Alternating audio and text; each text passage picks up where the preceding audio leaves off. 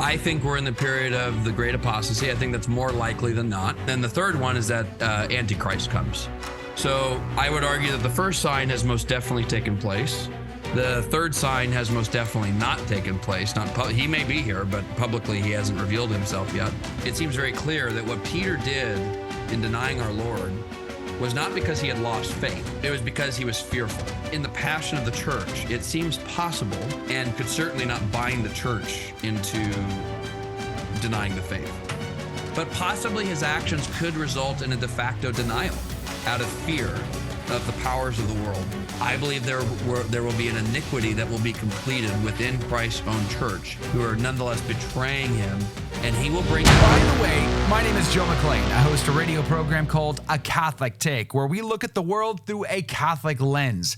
I'd love for you to hang out with us. If you like it, give it a thumbs up and let us know what you think in the comments below. I think we're in the period of the great apostasy. I think that's more likely than not. I could see arguments for we have another 1,000 years, 2,000 years, whatever of history left. But I think the strongest argument is in favor of the great apostasy. And there's many reasons for that.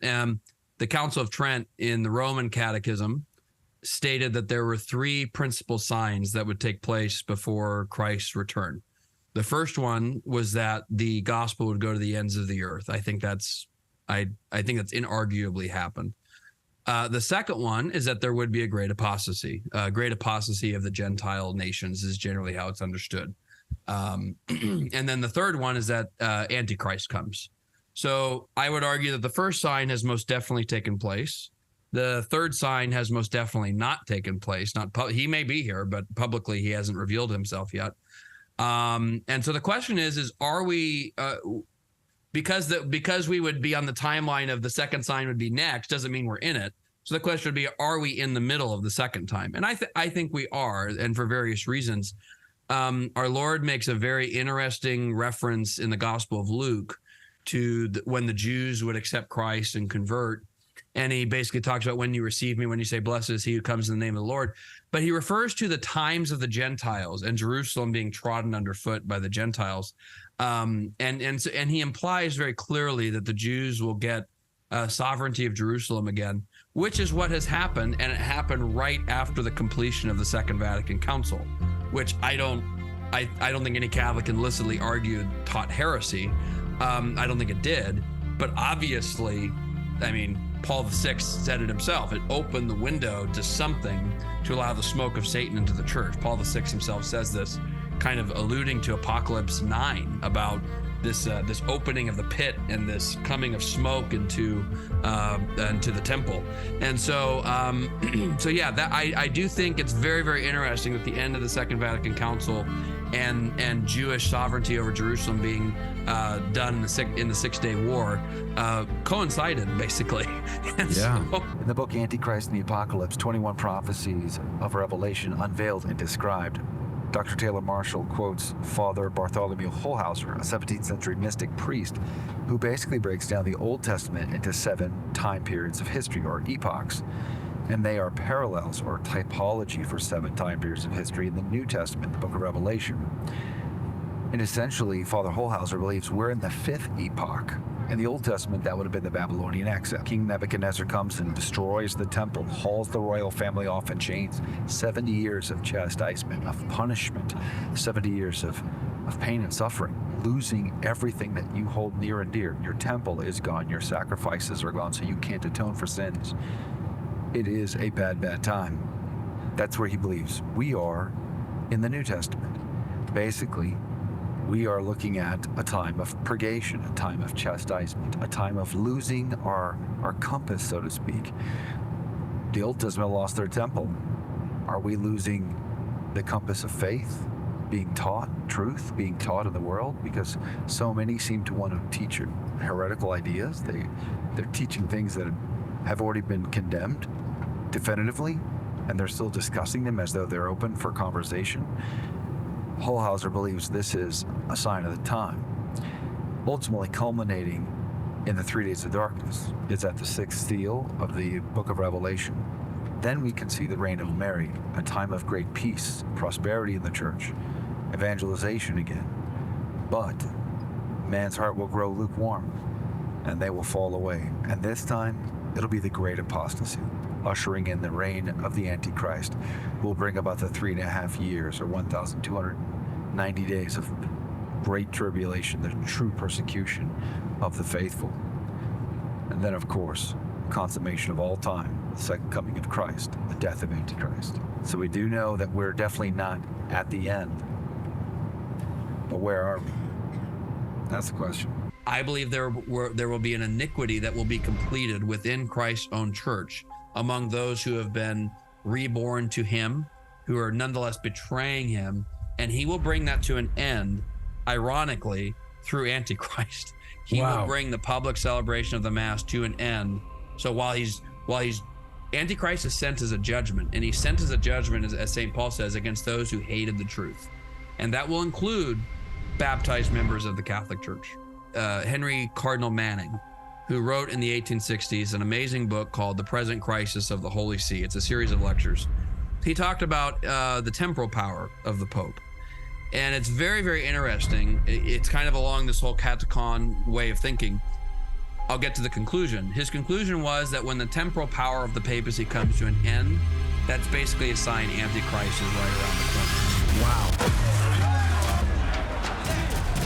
Well, it's not looking good, is it? I mean, there certainly are wars in Ukraine and Israel, not to mention the constant threat of World War III coming from Russia, China, and Iran. Oh, and let's not forget about the growing divisions within the church and the spreading of heresy from high-ranking prelates. Perhaps maybe, though, St. Peter has left us a clue that'll help us better understand our times. After the fires of 64 AD, 9 days it burned. Thousands died. It decimated the whole area, and the mob came after Nero, and he turned their rage against the Christians.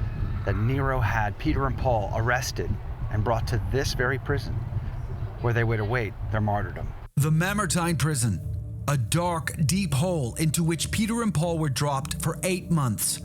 Peter would pray to God, and water would bubble up from a stone pillar, and he would use that water to baptize 2 of the Roman guards and 47 prisoners, all martyred for the faith.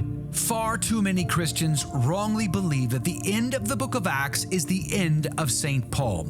In fact, he would be released after 2 years of house imprisonment. He would go on to preach the gospel in Hispania and back again in Macedonia before Nero's rage would catch up to him in about the year 66 AD, where he would be brought back to Rome under guard, imprisonment, and eventually martyrdom.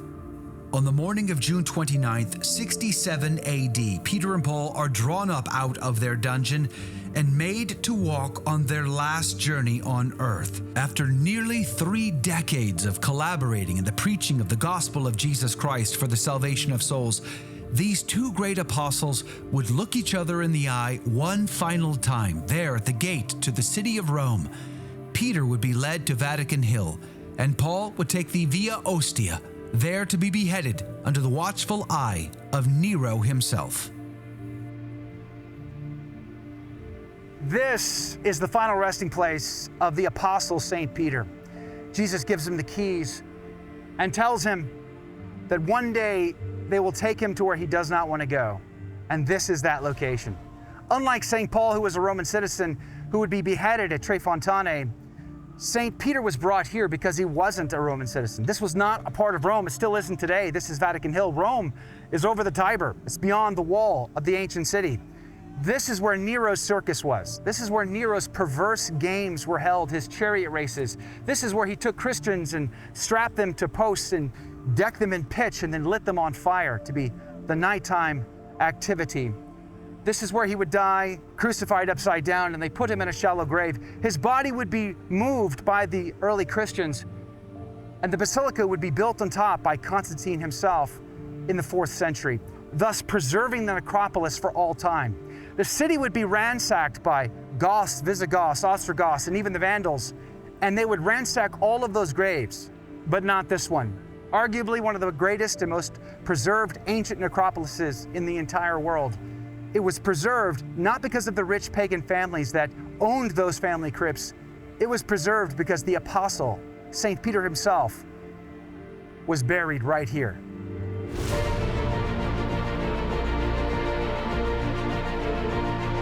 This is where St. Paul's procession comes to an end. They came outside of the walls because he was a Roman citizen.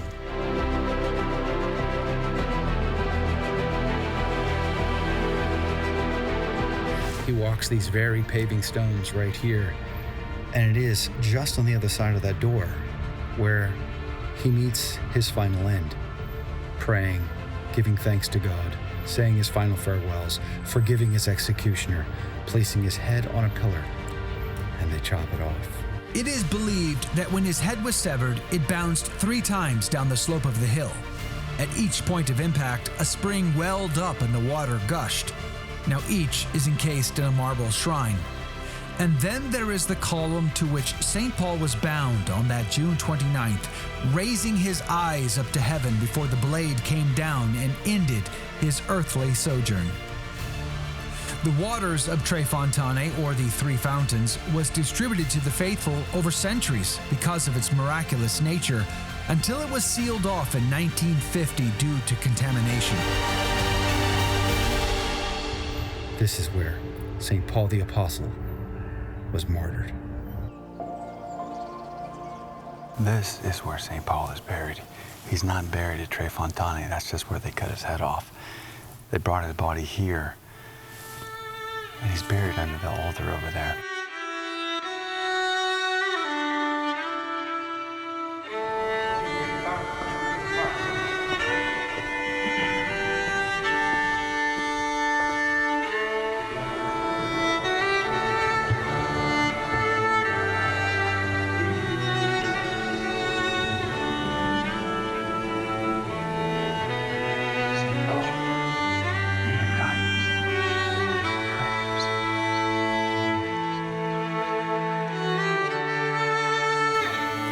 Also the medallions of every pope going back to St. Peter. Pope Francis is in the corner over there. And then once Christianity became legal under Constantine's rule, they built the basilica on top of it. Now they took the basilica from the Romans, actually. They thought this was a perfect opportunity to take something that came natural and make it Christian. And that is what they did. That's why there's a whole bunch of basilicas just like this in the city of Rome. This one has the body of St. Paul, but it doesn't have the head of St. Paul. We're going to go there next. Now, the temporal power of the papacy still kind of exists. The Vatican is a small microstate, but when Cardinal Manning wrote that, the papal state still existed, which the popes had the papal states since arguably at least 800 under Charlemagne. I would argue even earlier than that. And they had these papal states to ensure their independence. But we do know that the papal states came to an end in the 1870s. And for a period of 50 some odd years, 60 years, there was what was called the Roman question. And the Roman question was, what do we do with the Pope? The Pope was not giving up his claims to the papal states, just wasn't doing it. He was basically caged in the Vatican, and the Roman question went unresolved till 1929. When you had the Lateran Treaty signed with Mussolini, in which they acknowledged the papal sovereignty over the Vatican, and the Pope relinquished his claims to what was previously the papal states. And so again, that wasn't the end, technically, of the temporal authority of the papacy, but it did represent a fundamental departure from the preceding reality of the last 1,100 or more years. It's very interesting to me that he, prior to his crucifixion, he does say in one of the Gospels to Peter, Satan wished to sift you like wheat, but I prayed that your faith may not fail. And when you have converted, strengthen your brothers. He said that before his denial. So it's very, very interesting that our Lord apparently found Peter denying him 3 times compatible with that your faith may not fail. And we know from the gospel accounts, it seems very clear that what Peter did in denying our Lord was not because he had lost faith. It was because he was fearful. It implies to me that in the passion of the church, it seems possible that Peter, by his actions, would not explicitly deny the faith and could certainly not bind the church into denying the faith. but possibly his actions could result in a de facto denial out of fear of the powers of the world. Did you like that video? It's okay. You can admit it. It's perfectly fine. Hey, we cover the big stories of our day, from inside the church to outside the church to all points in between, and we do it from a Catholic perspective. It's called A Catholic Take. It's a radio program Monday through Friday. We live stream it right here on this channel, by the way, so make sure to subscribe, like, and share. We would be very grateful to you. And don't forget, you're going to want to watch this video right here because you don't want to miss anything.